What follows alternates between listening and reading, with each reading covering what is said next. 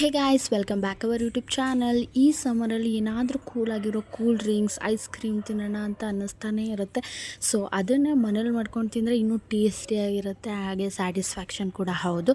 So ನಾನಿವತ್ತು ಮನೆಯಲ್ಲೇ watermelon ice ಕ್ರೀಮ್ನ ಮಾಡ್ಕೊಳ್ತಾ ಇದ್ದೀನಿ. ಕಲ್ಲಂಗಡಿ ಹಣ್ಣನ್ನು ಮಧ್ಯಭಾಗ ಕಟ್ ಮಾಡ್ಕೊಳ್ತಾ ಇದ್ದೀನಿ, ಮತ್ತು ಇನ್ನೊಂದು ಮಧ್ಯಭಾಗನೂ ಕೂಡ ನಾನು ಕಟ್ ಮಾಡಿ ಇಟ್ಕೊಳ್ತಾ ಇದ್ದೀನಿ. ಮನೇಲಿ ನೀವು ಮಕ್ಕಳಿಗೆ ಮಾಡಿಕೊಟ್ಟಾಗ ಅವ್ರಿಗೂ ಕೂಡ ಖುಷಿ ಆಗುತ್ತೆ, ಹೆಲ್ದಿಯಾಗೂ ಕೂಡ ಇರುತ್ತೆ, ತುಂಬ ಟೇಸ್ಟಿಯಾಗಿ ಬರುತ್ತೆ. ನನಗಂತೂ ಈ ಫ್ಲೇವರ್ ತುಂಬ ಇಷ್ಟ. ವಾಟರ್ಮೆಲನ್ನ ಸುತ್ತಲೂ ನಾನು ಚಾಕುವಿಂದ ಕಟ್ ಮಾಡ್ಕೊಳ್ತಾ ಇದ್ದೀನಿ, ಹಾಗೆ ಸ್ಲೈಸ್ ಕೂಡ ಮಾಡ್ಕೊಳ್ತಾ ಇದ್ದೀನಿ. ಸ್ಲೈಸ್ನ ಮಾಡಿಕೊಂಡು ಚಿಕ್ಕ ಚಿಕ್ಕದಾಗಿ ಸ್ಲೈಸ್ನ ಮಾಡಿಕೊಂಡು ಔಟರ್ ಲೇಯರ್ ಪಾರ್ಟ್ನ ನಾನು ಹಾಗೆ ಎತ್ತಿಟ್ಕೊತೀನಿ. ಈ ಚಿಕ್ಕ ಚಿಕ್ಕ ಸ್ಲೈಸ್ನ ಮತ್ತು ಜಾರ್ ಒಳಗೆ ಹಾಕ್ಕೊಂಡು ಅದಕ್ಕೆ ಮಿಲ್ಕಿ ಮಿಸ್ಟ್ ಕಂಡೆನ್ಸ್ಡ್ ಪೌಡರ್, ಹಾಗೆ ಮಿಲ್ಕ್ ಪೌಡರ್, ಹಾಗೆ ಸ್ವಲ್ಪ ಸಕ್ಕರೆನ ಹಾಕ್ಕೊಂಡು ನಾನು ನೈಸಾಗಿ ಗ್ರೈಂಡ್ ಮಾಡ್ಕೊಂಡು ಬಿಡ್ತೀನಿ.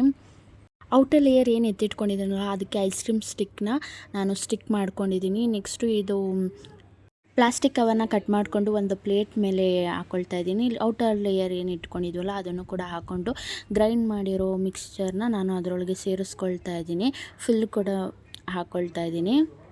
ಆ ಮಿಕ್ಸ್ಚರ್ ಹಾಕೊಂಡ್ಮೇಲೆ ಈ ಥರ ಕಾಣಿಸ್ತಾ ಇದೆ. ಇದಕ್ಕೆ ನಾನು ಚಾಕೋ ಚಿಪ್ಸ್ನ ಎಲ್ಲ ಕಡೆ ಇಟ್ಕೊಳ್ತಾ ಇದ್ದೀನಿ. ಫಾರ್ ಡೆಕೋರೇಟಿವ್ಗೂ ಚೆನ್ನಾಗಿ ಕಾಣಿಸುತ್ತೆ, ನೋಡೋಕ್ಕೂ ಚೆನ್ನಾಗಿ ಕಾಣಿಸುತ್ತೆ, ಟೇಸ್ಟಿಯಾಗಿಯೂ ಇರುತ್ತೆ ಚಾಕ್ಲೇಟ್ಸ್ ತಿನ್ನೋದಕ್ಕೆ.